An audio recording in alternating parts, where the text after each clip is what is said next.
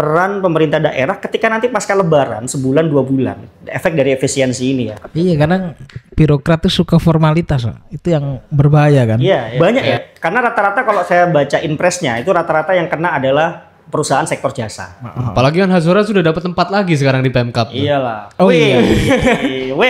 Bus Bupati itu kan sudah di DPR lama ya. Terus komisinya juga komisi BUMD loh. Kenapa? Karena PNS paling aman, Pak. Ketika efisiensi, ketika COVID misalnya. Ayo coba siapa yang paling aman? PNS, bro.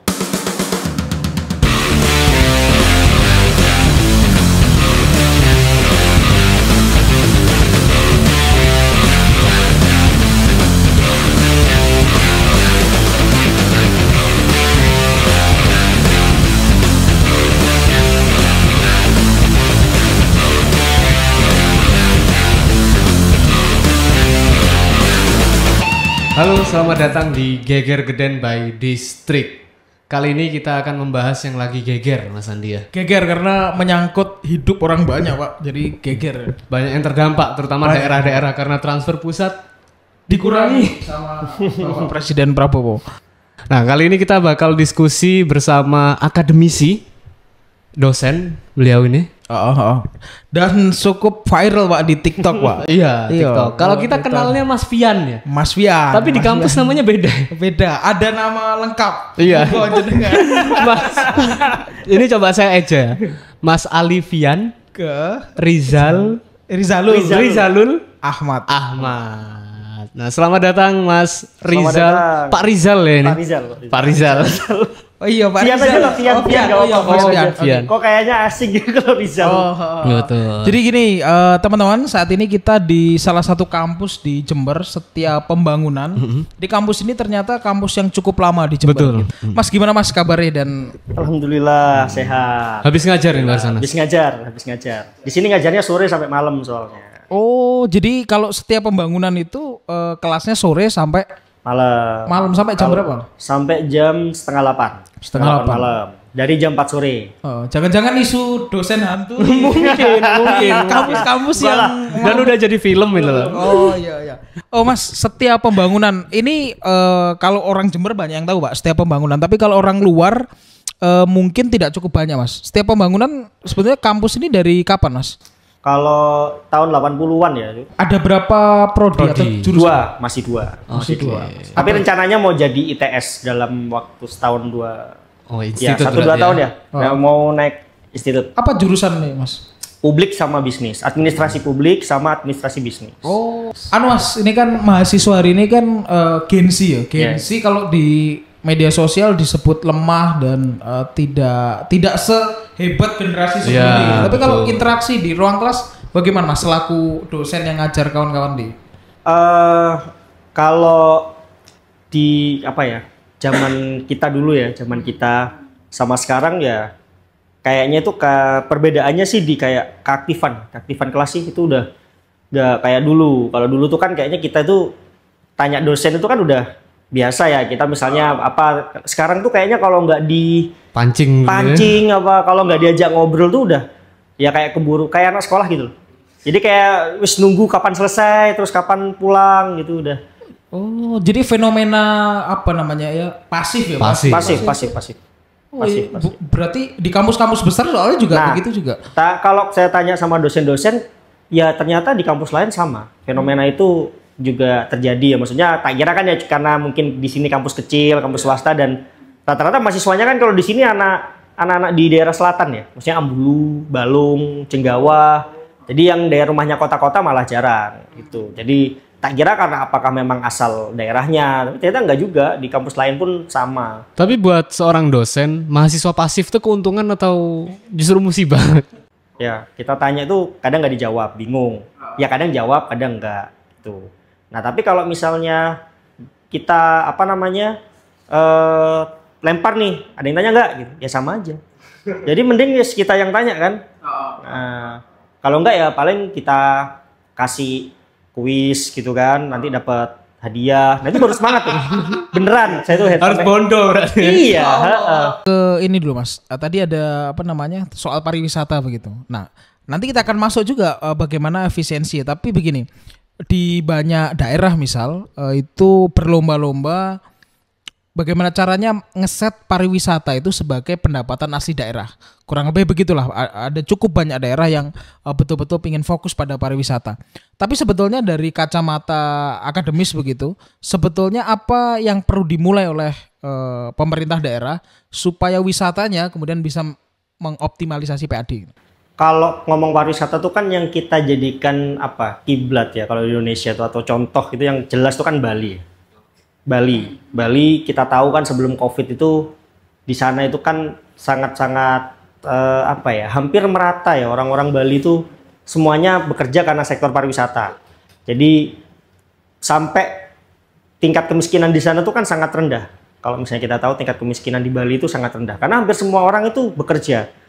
Bukan persoalan dia mendapatkan terus kaya raya enggak, tapi setidaknya dia mendapatkan penghasilan yang cukup. Dan dampaknya sangat luas karena pariwisata itu kan banyak sektor ya. Jadi maksudnya banyak hal yang bisa berdampak. Yang paling penting adalah masyarakat lokal. Jadi kepentingan pariwisata sebenarnya kalau kita belajar soal pariwisata itu salah satunya adalah ketika pariwisata itu baik itu yang alami maupun yang buatan, yang paling penting itu sebenarnya adalah dampak terhadap masyarakat yang ada di situ. Mulai penyerapan tenaga kerja, mulai dari wisatawan yang bisa datang, ya kan. Nah, jadi kan ketika lalu kemudian pengenalan budaya itu kan juga dari pariwisata. Kalau misalnya kita lihat di Bali itu kan kental ya di situ ya, soal banyak orang wisata tuh tahu bahwa di Bali itu budayanya kayak gimana. Ya, kalau yang baru-baru aja kan misalnya Banyuwangi itu kan baru-baru aja. Itu konsepnya sebenarnya ada itu bukunya City Branding. Nah, City Branding itu kan soal bagaimana kita membranding kota melalui potensi-potensi yang ada di kota itu. Maksudnya di kabupaten itu potensinya apa, ya udah itu yang diangkat. Kalau misalnya Banyuwangi dia punya banyak pantai, ya itu yang diangkat. Jadi semuanya fokus ke situ. Jadi kalau saya ngasih mata kuliah manajemen pariwisata nih sekarang ya ke mahasiswa, yang paling sering saya contohkan kalau tapal kuda ya memang Banyuwangi ya. Mana lagi coba yang kita tahu ya, kalau misalnya di Banyuwangi itu hampir yang dulunya kita tahu Banyuwangi itu kota santet ya. Saya masih maba itu taunya Banyuwangi kota santet. Iya nggak sih? Iya nggak sih? Sampai mistis lah. Ya. Sampai zamanku kuliah itu ya, aku masih ingat banyak orang tuh mau pacaran sama anak Banyuwangi tuh takut loh. Beneran Pak, beneran. Sing jari ini jaran goyang lah atau apalah. Tapi sejak bergeser ke urusan pariwisata hilang. Maksudnya malah dulu tuh orang taunya itu kalau Jawa Timur lebih tahu Jember daripada Banyuwangi. Hari ini kebalik. Orang lebih tahu Banyuwangi dulu daripada Jember. Oh, oke. Jadi tapi gini Mas, pariwisata potensi apa yang ada kemudian diangkat gitu. Tapi berkenaan dengan sumber daya manusia, bagaimana metode penyiapannya? Kan ada juga orang wisatanya banyak nih, potensi. Terutama kalau potret tapal kuda yang multikultural. Pandalungan orang nyebutnya. Itu bagaimana mendrive? Anda mau ngomong apa? Ya, kalau kita geser-geser ke situ nanti nyinggung gitu kayaknya. Multikultural, Pak. Multikultural. Plural. Iya. Pluralisme. Gimana soal SDM, tantangan SDM untuk ke pariwisata? Hospitality. Gimana dulu? Di Jember atau di? Ya tapal kuda secara umum lah. Tapal kuda. Kalau tapal kuda SDM ya, ngomong SDM ya. SDM kalau pariwisata sebenarnya daerah-daerah itu kan sebenarnya sudah banyak wisata alam itu kalau dikembangkan sama Pemda itu kan sebenarnya udah bisa, katakan gini lah, Jember aja. Kenapa sih pertanyaannya sampai sekarang Watu Ulo itu ya gitu-gitu aja. Misalnya Jember, iya kan? Padahal mulai zaman dulu ya gitu. Rembangan aja wis. Rembangan itu memang tambah bagus ya sekarang, tapi butuh berapa puluh tahun Rembangan itu baru direhab. Nah, jadi kalau misalnya kita ngomong kalau kita ngomong SDM ya, penyerapan, salah satunya kan penyerapan tenaga kerja nih kalau misalnya. Lalu kemudian pengenalan budaya. Justru yang saya lihat sebenarnya yang bisa menghidupkan, kalau selain Banyuwangi ya, kalau Banyuwangi itu kan rata-rata Pemda yang bekerja. Kita lihat nih, Pemda kelihatan. Nah, kalau di daerah selain Banyuwangi ini justru swastanya yang bisa mengembangkan tempat-tempat wisata daripada, contoh misalnya Situbondo. Situbondo itu malah kan kayak Utama Raya kan. Justru Pemdanya yang punya tempat wisata kan malah mana yang bener-bener itu produk Pemda. Situbondo kan nggak ada. Jember ya mentok Rembangan Pak. Kebon Agung ya wis gak jelas. Patemon ya kan, Watu Ulo. Gak jelas Pak. Payangan itu ya mulai zamanku kuliah sampai sekarang ya tetap. Terus katakan kayak Payangan nih. Kan sampai sekarang kan parkirannya liar tuh. Ya kan? Maksudnya nggak dikelola sama Pemda. Uangnya masuk mana? Iya kan nggak jelas itu. Apakah ya memang itu bermanfaat untuk masyarakat menjadi ada tambahan penghasilan di sana, hidup lah, ekosistem wisatanya hidup. Tapi kemudian sumbangsinya kepada daerah apa? Kan nggak ada. Padahal itu kan juga untuk kembali ke masyarakat juga kan harusnya.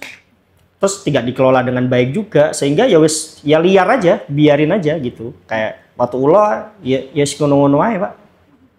Tapi kalau ngomong konteks Jember Mas, kemudian Jember dan pariwisata, apa yang kemudian bisa dimulai oleh Jember supaya pariwisatanya nggak harus lebih baik dari Banyuwangi, sama aja, sama dengan Banyuwangi misalnya? Dimulai ya? Iya gini, kan kalau dulu kita ingat ya, ada yang namanya anggaran itu kan prioritas. Memang kalau misalnya daerah-daerah itu kan bupati ngomongnya anggaran prioritas itu kan hanya untuk pendidikan dan kesehatan, ya kan? Tapi kenapa kok Banyuwangi bisa gitu? Itu kan sebenarnya tinggal dipelajarin aja sebenarnya. Makanya dulu saya masih ingat tuh, saya nggak tahu ya zamannya Bu Faida sampai zamannya Pak Hendi ini misalnya. Ya cuma sekadar kita harus ke Jember apa, tapi kan opo ngono loh. Cuma justru malah yang dikeluarkan kan justru malah hanya sekadar itu ya. Apa daya tarik wisatawan terus main ke sini tuh apa? Kalau misalnya mau dimulai mana, ya anggarannya harus difokuskan memang.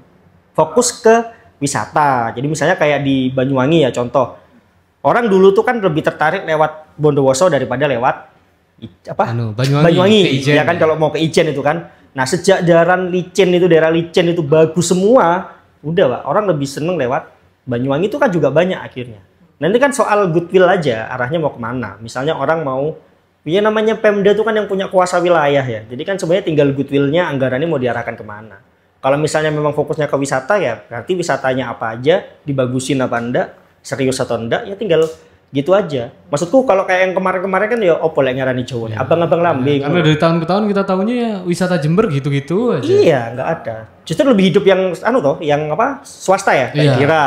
Betul. Dira itu menurutku konsep wisata yang keren, Pak. Itu desa mengepung kota, Pak.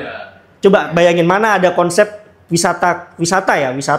Dia itu kan punya konsep wisata, entah itu wisata buatan atau wisata kuliner itu kan dari desa ke kota. Rata-rata kan orang bangun di kota, merembet ke desa. Ini kan nggak Dira itu. Kan keren kan?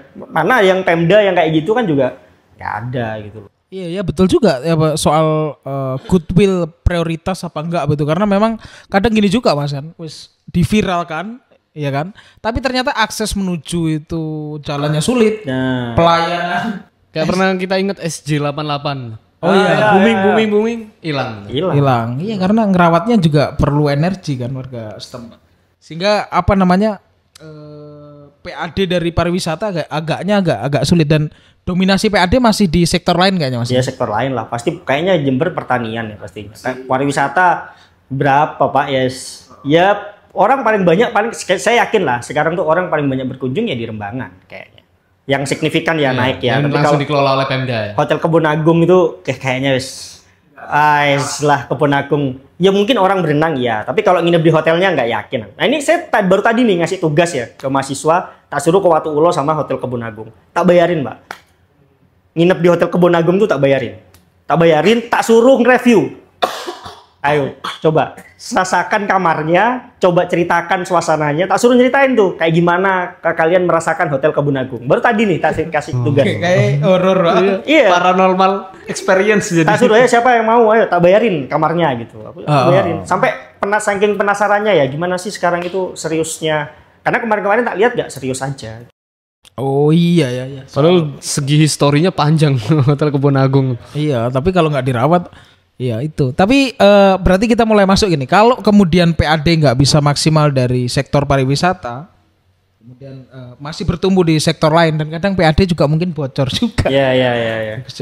Terus gini Mas, yang baru ini Presiden mengeluarkan instruksi khusus ya untuk pengurangan dana transfer ya.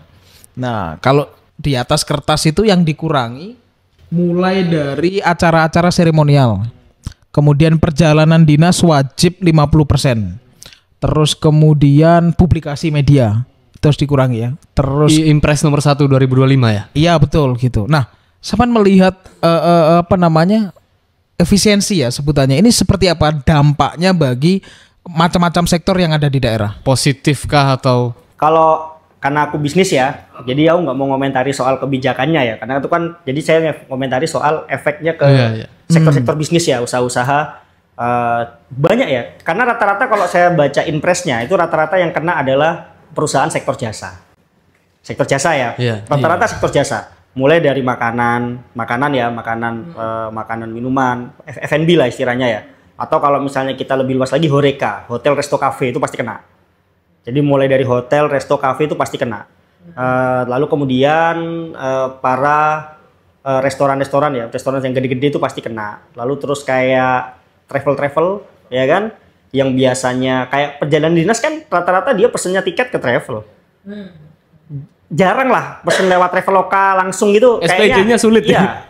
Karena berkaitan dengan SPJ administratif ya. Jadi kalau saya masih tanya kenapa sih kok banyak travel masih hidup ya? Terus maksudnya pemesanan tiket-tiket pesawat itu masih lewat bisa agensi lewat travel, begitu. Lewat agensi, nggak mereka pesen. Ternyata karena memang berkaitan dengan SPJ. Dan gimana nasib mereka nanti?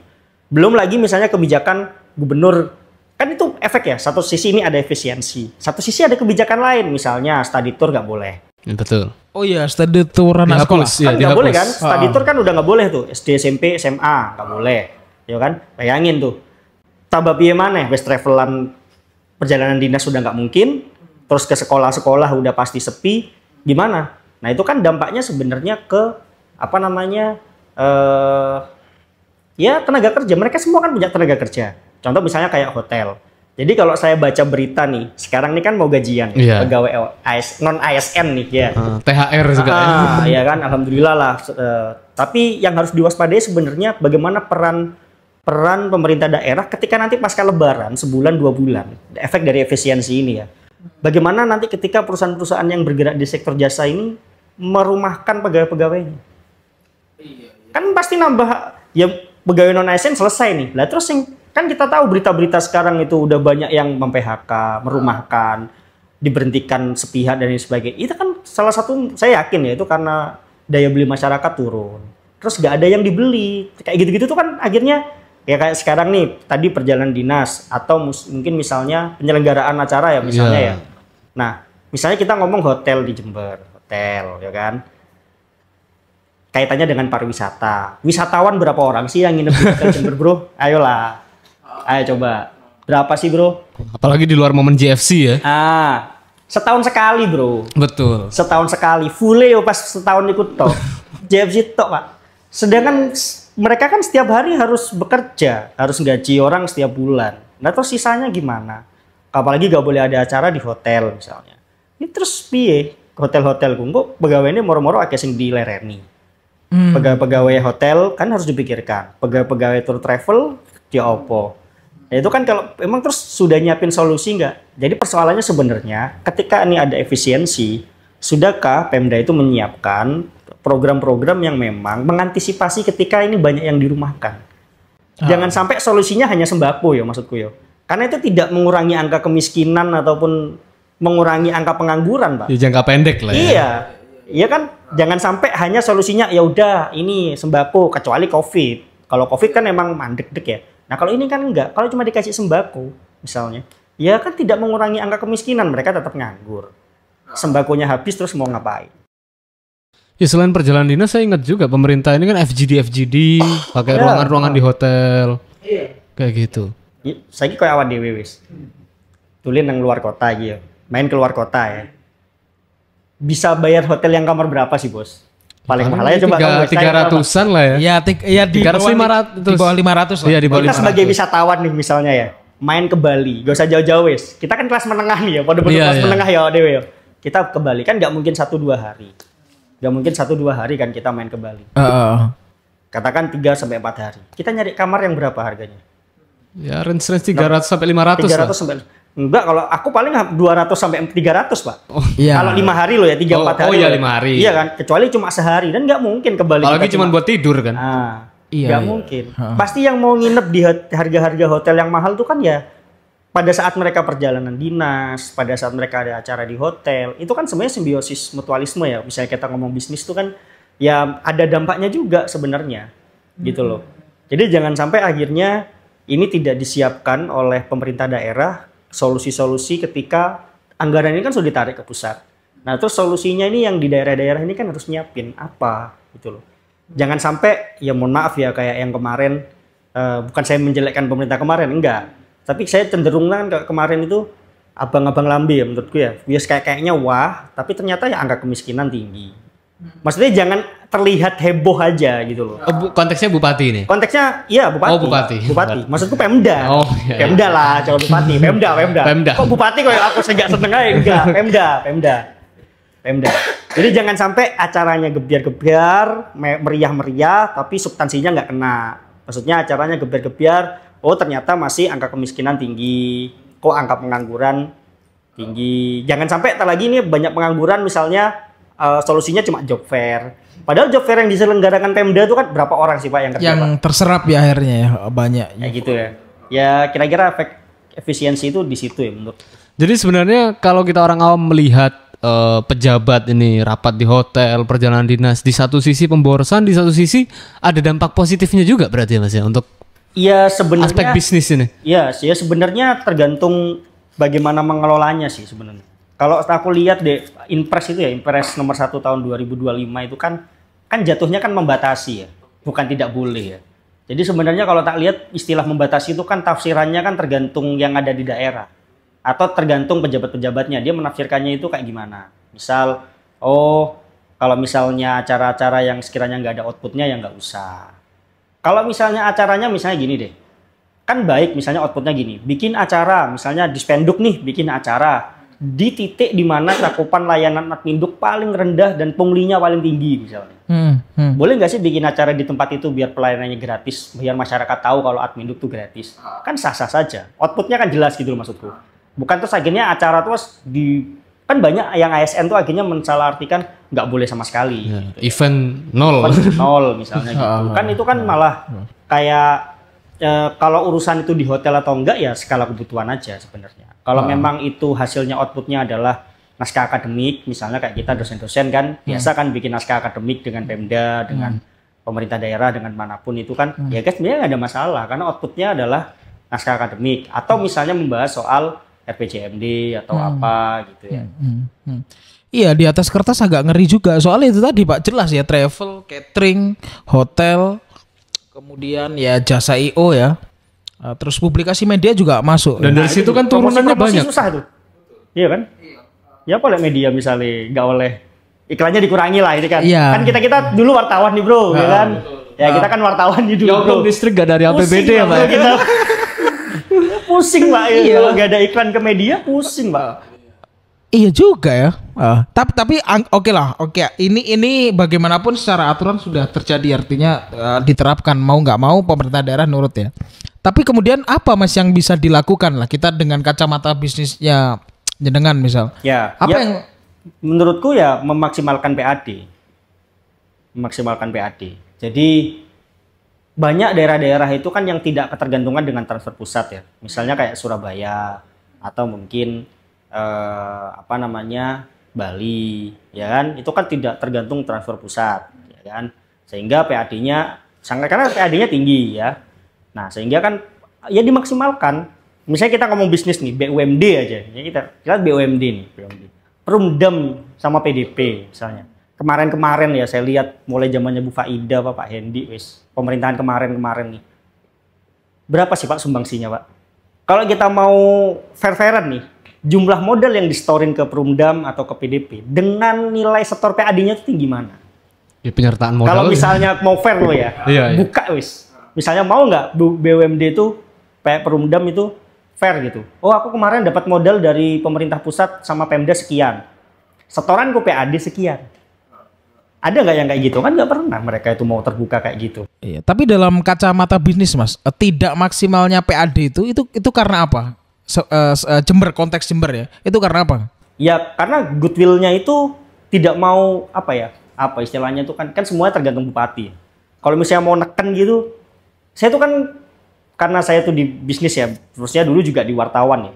Jadi ketika ketemu sama teman-teman BUMD, orang-orang BUMD itu kan kasarannya gini Pak, PAD kalau di pemerintah daerah itu gini. Misal Perumdam itu bisa nyetor PAD 1M. Padahal sebenarnya nggak 1M. Sebenarnya dia bisa sampai 4M, 5M tuh bisa. Cuma rata-rata mereka tuh kan main aman kan. Ya wes 1M aja lah. Tahun depannya 1,5. Biar kelihatannya tuh kan prestasi. Padahal enggak. Oh, standar minimum betul. Jadi ya. standar minimumnya yang dikasih. Padahal mereka tuh mau sampai 3M, 4M tuh bisa. Dan naiknya ngikuti inflasi sebenarnya. Nah, jadi aku ngelihatnya tuh kayak mosok sih ngono loh. Dan apa ya? Termasuk juga layanan-layanan mereka kan juga naik, harganya naik. Tapi layanannya ya, ini tak kasih tahu ya Perumdam. Ini baru kejadian nih kemarin, saudaraku sendiri. Namanya geger geden harus bongkar-bongkar. Iya. Mas. Okay. Perumdam. Kan aku bisnis ya. Aku kan tuh kan dosen bisnis. Jadi kadang-kadang lihat BUMD itu lucu juga Pak Perumdam itu. Makanya saya harap ya Bupati itu beneran lah orang yang ngurusin Perumdam itu.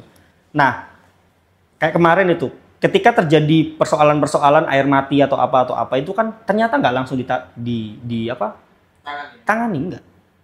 Saudaraku aja kemarin itu belum ada 2 bulan ini putus, jadi ada pipa yang putus. Nah tiba-tiba mati, dia komplain. Itu sampai seminggu itu nggak ada bos, nggak ada tanggapan. Itu sampai saudaraku tuh ya mau mandi, mau nyuci baju tuh karena dia guru SD apa SMP? Guru SD, dia berangkat ke sekolah. Di daerah mana itu mas? Patrang. Oh Patrang. Kota Pak. Bayangin, dia itu sampai ke sekolah itu mandinya di sekolah, cuci baju di sekolah. Gara-gara pipanya putus nggak segera dibenerin. Baru dibenerin pun, nah ini tak kasih tahu. Gara-gara apa? Saya minta tolong teman-teman wartawan, teman-teman media. Waktu itu kan saya minta tolong ke teman-teman PWI untuk dikontak. Saya minta kontaknya Perumdam. Baru setelah itu baru langsung penanganannya tuh agak cepet Pak. Oh iya Pak, ini akan langsung, kan nggak begitu ya harusnya. Sebelumnya udah ada aduan berarti? Sudah. Jadi sampai saudaraku telepon, minta tolong kan kamu dulu wartawan ya, banyak jaringannya. Ini udah lama kasihan ini Mbak E sampai ke sekolah kalau mau mandi sama cuci baju. Oh iya.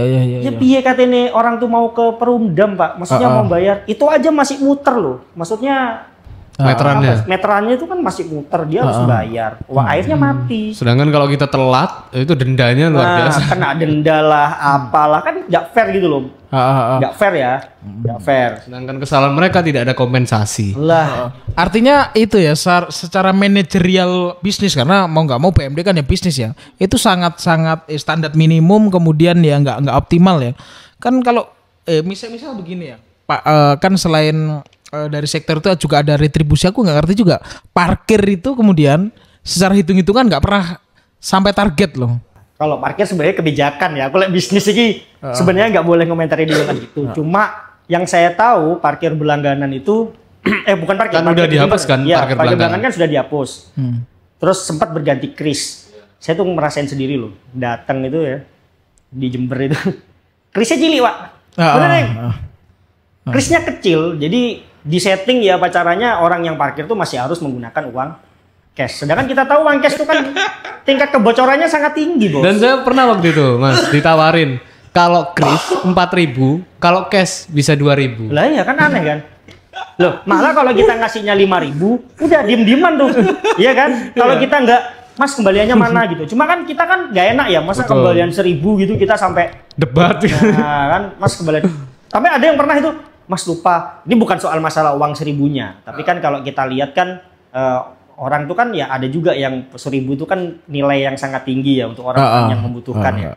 Jadi kan jangan sampai begitu gitu, maksudku kan harusnya ya itu PAD, belum PAD dari sektor wisata.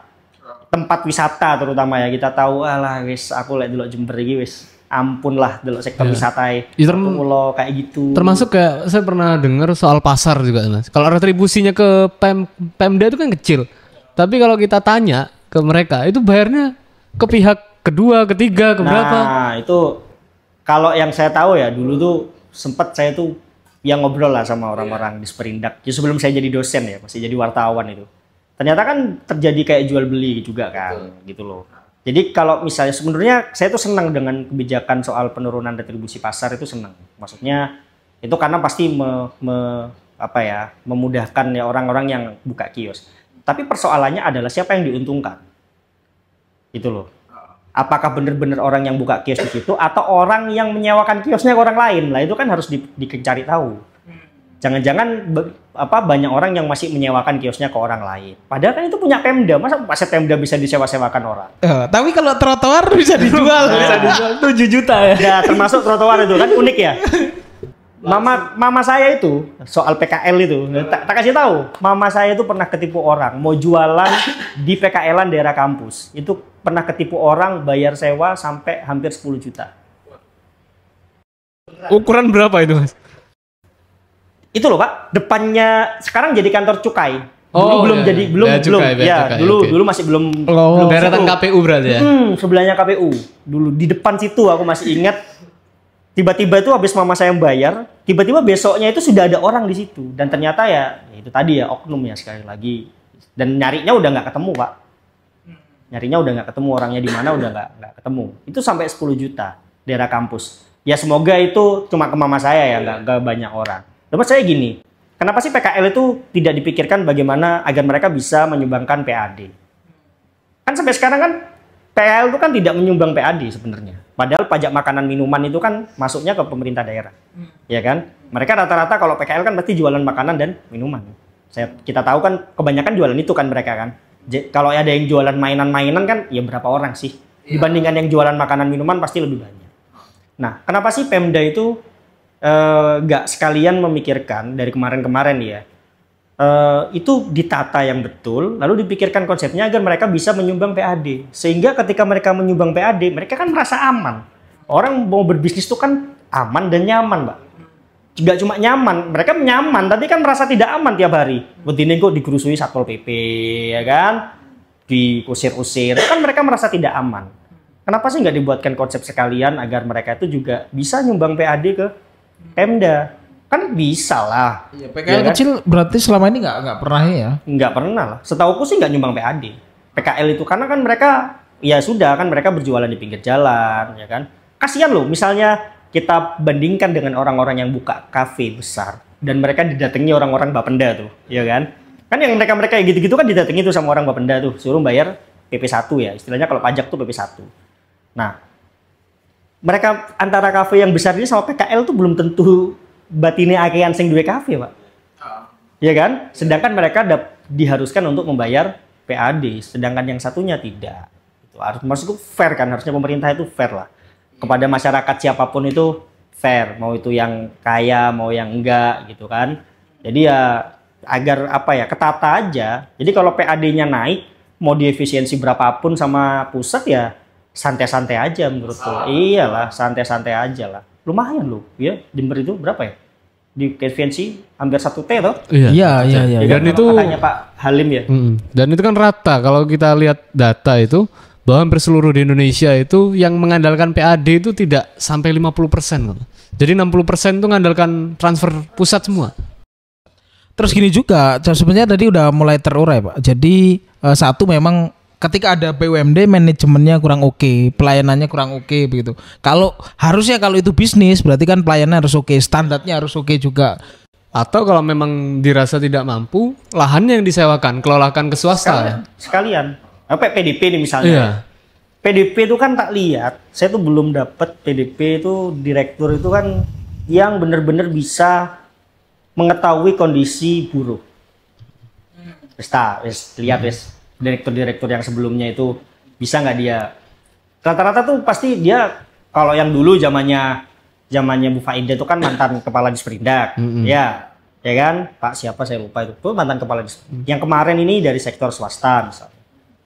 Pertanyaannya mereka benar-benar tahu kondisi buruh nggak sehingga ketika mereka tahu kondisi buruh mereka tahu tuh cara mengelola buruh karena alasan yang dipakai oleh PDP kan selalu biaya untuk menghonor buruh itu jauh lebih besar daripada kondisi anggarannya sehingga tidak pernah mengalami keuntungan kan selalu begitu kan ya seharusnya kan mereka tahu kondisi buruh tuh kayak gimana minimal didekati minimal tahu kondisinya minimal tahu spesifikasi kerja kayak gimana yang bisa dikerjakan di PDP mana yang enggak mana ya kan jadi sehingga kan nggak terus-terusan apa ya oleh ngaran itu penyertaan modal lah PDP itu kan dan tradisi setiap tahun gitu loh tradisi terus itu PDP itu. Jadi kalau misalnya direkturnya lagi tuh orang yang pernah sering bersinggungan dengan buruh misalnya ya, atau orang yang kenal buruh itu kan beda. Maksudnya setidaknya dia memahami kira-kira buruh kayak gimana nih yang sesuai dengan speknya PDP, ya kan? Sesuai dengan lahan-lahannya PDP. Nggak syukur, ya bener atas dasar kasihan. Tapi kan nggak ngono Pak, ngono lo maksudku. Lah misalnya nggak ada perusahaan rugi kan ya nggak opo. Ya kayak kalau kacamata bisnis gitu. Jadi benar memang berarti bupati yang baru ini harus menempatkan orang-orang itu in the right man in the right place itu. Ya, karena kan ada banyak sektor yang kadang itu semacam hadiah politik begitu sehingga orangnya kurang tepat kan begitu. Ya. Apalagi kan di level pemerintah daerah itu apalagi mainannya kan selain. Ya jangan sampai istilah sapi perah itu kan terus. Betul. Istilahnya kan kalau dulu itu kan BUMD itu kan jadi sapi perahnya. Pemda ya sapi perah. Maksudnya saya nggak tahu istilah sapi perah itu, tapi sapi perah itu diistilahkan karena ada bisa meminta uang-uang yang cepat ya istilahnya ya begitu ya kalau BUMD. Ya jangan sampai kayak gitulah. Maksudnya apalagi kayak Perumdam itu yang bener-bener pelayanannya nyentuh masyarakat itu kan aneh lah kalau misalnya mereka nggak bisa PAD-nya tinggi. Jember itu Perumdamnya apa mereknya? Tirta Pandalungan. Tirta Pandalungan. Hazora. Apalagi kan Hazora sudah dapat tempat lagi sekarang di Pemkap. Iyalah. Oh iya. Weh. Kalau sebelumnya apa, Pak? Ya Anda kan sering ke Pemkap dulu, Pak. Apa kalau bukan Hazora? Gitu kan. Iya. Ada apa aja air minum lokal? Biar disupport Pak, besok-besok siapa tahu disupport sama produk lokal Pak. Asarena. Sama Ampo Pak. Ini Pak. Tapi juga Mas, kita udah ngomong PAD bahwa ada hal yang memang harus ditata begitu.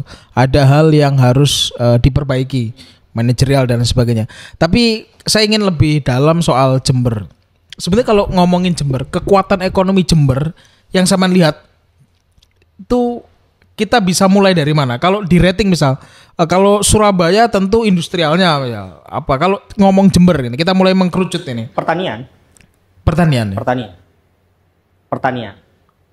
Karena dari dulu Jember itu kalau setapal kuda ya. Saya itu kan dulu waktu masih wartawan kan sering liputan di BI itu.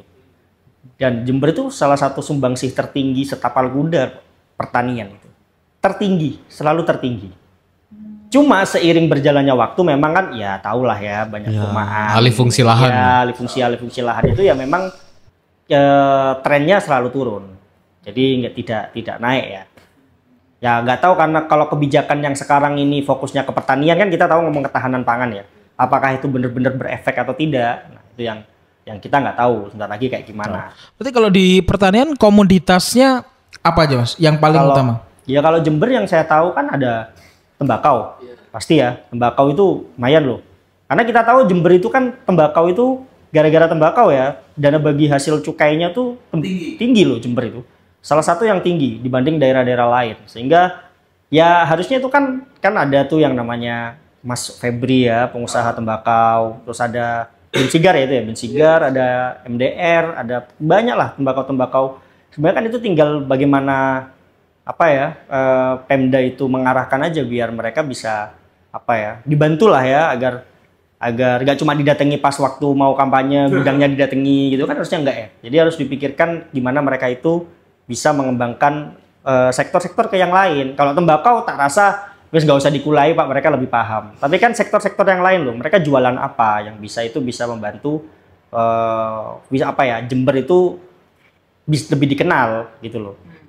Jadi menurutku ya salah satunya ya wisata itu tadi sih, menurutku ya. Kalau wisatanya itu dinaikin, saya rasa akan banyak efeknya ya di Jember itu pasti banyak wisata. Jadi pertanian kemudian pariwisata begitu ya. Itu bener-bener kalau dimaksimalkan ya setidaknya kita sering lihat bule gitu kan ya di Jember ya kan.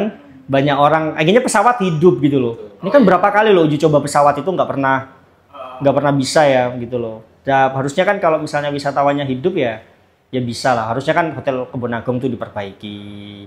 Ya kan Watu Ulo itu kalau orang-orang yang zaman dulu kan kalau ke Jember pengennya ke Watu Ulo bukan ke Papuma sebenarnya. Cuma karena nggak ada apa-apanya gitu kan. Padahal dulu ada villa nggak sih di situ? Iya. Ada sisa-sisa bangunan. Sisa-sisa bangunan kayak villa. Lah iya makanya. Kan kenapa nggak dibangun lagi ya kan konsep-konsep opo ta Jatim Park ngono ta kan iso ae, Bro. Berarti intinya ketika itu jalan semua mau efisiensi sebesar apapun ya nggak ngefek lah Mas. Ya kalau PAD-nya benar-benar dimaksimalkan ya. Kan banyak ya sumbangsi PAD itu kan dari banyak sektor sebenarnya. Ya tinggal itu dimaksimalkan aja. Maksudnya meminimalisir kebocoran gitu. Kebocoran itu kan yang paling penting ya. Ya kita tahu kemarin-kemarin tuh kan orang bayar PBB aja banyak nyandet, ya kan? Banyak lah PR-nya Jember itu. Belum parkiran, orang-orang bayar parkir. Belum lagi apa namanya tempat-tempat wisatanya yang nggak pernah dikelola. Ya nggak tahu goodwill-nya Bupati ke depan ini arahnya itu kan kalau mau naikin PAD itu kayak gimana? Serius atau tidaknya kan kita nggak tahu. Wong masih baru 2 bulan nggak sih? 100 hari kerja pro. Kamu dilihat seperti apa? Bupati yang baru. Apa? Yang baru? Ya, yang ada harapan nggak dari Mas? Pasti berharap loh. Pasti berharap. Ya enggak lah, pasti kalau kita lihat Bupati itu kan progresif ya, karena masih muda. Dan kita yakin kalau muda itu kan pasti pikirannya liar ya, maksudnya hal-hal yang nggak pengen dicoba itu biasanya nggak anu lah, beda sama yang maksudnya yang udah berumur. Bukan saya ngomong bupati yang berumur terus nggak anu ya, tapi setidaknya semangat anak muda itu kan lebih progresif sehingga apa-apa itu kan bisa cepat. Saya yakin kalau apalagi bus bupati itu kan sudah di DPR lama ya. Terus komisinya juga komisi BUMD loh. Harusnya kalau cuma ngelola BUMD kelas Jember kan ya kecil lah ya.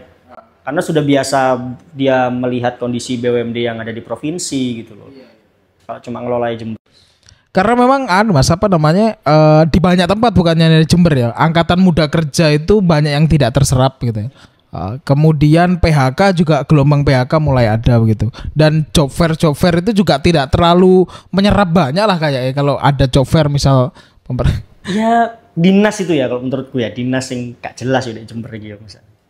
Ya contoh ya, kalau di Sprindak itu tak delok ya apa sih di Sprindak ini. Maksudku bener wes bubarin aja lah, jadi satu sama Diskop lah gitu. Iya kan, karena lebih jelas dia ngelola UMKM. Karena selama ini kan di Disperindak katanya kan juga ngelola UMKM, tapi nyatanya kan kayak lapo loh. Kita lihat kayak pasar murah aja, ya justru malah Dinas Ketahanan Pangan bukan Disperindak yang jalan. Kerjanya branding tenda kayaknya. Iya, kayaknya aku nggak ngerti yo. Sekarang ganti tenda pink dulu dan tenda biru ya. Kayak di Snaker mana itu, boyo nggak bisa. Maksudnya gini loh, di Snaker itu cobalah bikin pelatihan-pelatihan yang memang bener-bener dibutuhkan gitu kan, di branding sekalian gitu loh. Contoh misalnya kayak di mana perusahaan-perusahaan di Jember tuh ada apa sih, kenapa sih nggak di share? Misalnya ada beberapa perusahaan di Jember yang membutuhkan tenaga kerja, di share aja di websitenya di Snaker misalnya. Ini ada sekian perusahaan, kebutuhan pekerjanya ini, di sounding, ya kan? Bekerja sama dengan siapalah media, misalnya teman-teman media ya siapa tahu kan iklannya dapet tuh kan bisa lebih manfaat gitu loh. Jadi jangan apa ya cuma pelatihan tapi ya udah kan mereka habis dilatih pasti pengennya aku terus lapo dulu. Dan rata-rata ya tak kasih tahu ya kalau misalnya yang dilatih Pemda itu pasti mereka tanyanya balik ke Pemda, Pak aku mari dilatih ki piye. Misalnya habis pelatihan jahit terus piye ki mari pelatihan jahit aku kudu lapo ngono lho. Atau misalnya pelatihan masak, habis dapat pelatihan masak misalnya. Terus habis masak opo yo terus dinas itu akan pesan catering ke orang yang sudah dilatih masak. Ya kan mereka juga butuh kepastian terus aku piye. Iya betul. Jadi stop formalitas lah ya. Ya mungkin yang dimaksudkan efisiensi itu akhirnya jatuhnya ke situ ya. Impres itu kan jatuhnya itu kan jangan sampai nggak ada outputnya mungkin di situ. Karena nggak ada dampak signifikan juga untuk pekerja. Iya, karena birokrat tuh suka formalitas, itu yang berbahaya kan. Iya. Kayak misal sekarang nih jelang Lebaran buka posko aduan THR, saya yakin walah wis siapa yang mau ngadu bilang tahun Pak ya, siapa yang mau mengadu gitu. Wis cuma abang-abang lambe Pak. Asli wis posko THR wis. Dan kayak di circle kita kan pasti ada tuh yang korban PHK, tapi kan di Jember nggak ada data sampai sekarang berapa sih sebenarnya. Contoh misalnya kayak gini deh, kebijakan makanan bergizi gratis. Apakah kemudian tuh benar-benar menguntungkan UMKM kecil? Pengusaha-pengusaha catering kecil misalnya. Nah, coba dicek aja di Jember nih misalnya. Kan kita tahu kemarin habis launching tuh makanan bergizi gratis kan, ada dapur gede itu misalnya. Lalu kemudian catering kecil ini gimana? Sejauh apa mereka dilibatkan dan sejauh apa mereka itu dapat manfaat? Kan katanya kan itu efek dominonya banyak kan, termasuk ke pengusaha-pengusaha catering kecil atau apa. Beneran nggak itu terjadi gitu? Atau jangan-jangan hanya dikuasai 1-2 orang aja itu? Iya, ini memang belum masif. Atau skalanya industri besar. Nah, atau hanya orang-orang yang punya modal gede yang bisa bikin makanan bergizi gratis karena memang dapurnya harus gede, harus ada standar gizinya harus dan lain sebagainya kan itu jangan-jangan juga tidak menyentuh UMKM. Iya, kalau kecil kayaknya agak sulit memenuhi standar kalau terlalu ketat juga akhirnya nggak ini juga ya. Jadi PR-nya sebenarnya itu sebentar lagi ya ketika ada efisiensi itu kan ya salah satunya kan ya usaha-usaha kecil itu tadi ya. Gitu. Jangan sampai ya secara umum sebenarnya kita tahu ketika ada dampak-dampak kayak gini nih ya jangan sampai orang tuh akhirnya tidak pernah memilih untuk bikin usaha kecil-kecilan atau apa. Akhirnya mereka memilih untuk jadi PNS. Kenapa? Karena PNS paling aman, Pak. Ketika efisiensi, ketika COVID misalnya. Ayo coba siapa yang paling aman? PNS, bro. Mereka punya jaminan yang pasti. Jaminan pasti gitu loh. Akhirnya orang itu kan jadi PNS saya lah. Gak ada orang dididik. Padahal kalau presiden ngomong kan kita harus jadi pengusaha. Sri Mulyani ngomong kalau pengen kaya jangan jadi PNS. Nah, faktanya adalah orang kalau gak jadi PNS itu ya bisa-bisa terdampak gini nih loh. Karena jadi pengusaha nggak seindah yang diceritakan. Atau jadi PNS dulu baru punya usaha. Bayangin ya kayak sekarang nih dampak efisiensi. Dampak efisiensi menjelang lebaran. Banyak pengusaha-pengusaha kecil terkena dampak misalnya. Yang paling aman siapa? PNS. PNS di Jember dapat 5 amplop. Oh gitu. Iya dong. Tunjangan-tunjangannya. Tunjangan Januari, tunjangan Februari, ya kan. Lalu kemudian gaji, THR. THR-nya tunjangan masih dapat 5 amplop, bro. Wow, menarik. PNS santai aja, UMKM-nya mau teriak-teriak, mereka gak dapat apa, gak dapat pesenan apa. Ya santai aja PNS. Termasuk kenapa banyak orang yang berharap jadi honorer dulu, Pak. Iya. Oh iya.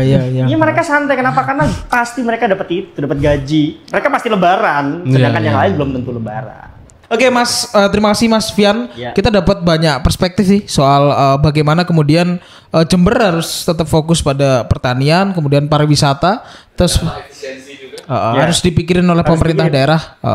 Karena ngeri banget kayaknya. Nah, mungkin sebelum terakhir yang ingin saya tanyakan ke Mas Fian ya, terlepas dari latar belakang pendidikannya ini cuma sekedar diskusi aja. Seberapa penting sih pemerintah daerah ini menyampaikan ke publik detailing efisiensi di setiap daerah? Karena kalau kita lihat konteks Jember dan beberapa daerah lain bisa kita cek, ini kan tidak ada pemerintah daerah yang kemudian muncul ke publik menjelaskan efisiensi yang dilakukan di daerahnya masing-masing itu seperti apa. Wah, kalau itu sebenarnya kan pakar publik. Cuma sebenarnya kalau kita tahu kan ada undang-undang soal keterbukaan informasi ya. Jadi sebenarnya semua itu bisa ngakses. Jadi seharusnya sih orang tinggal disampaikan aja sebenarnya sektor-sektor yang dikurangi itu apa dan dampak-dampaknya apa.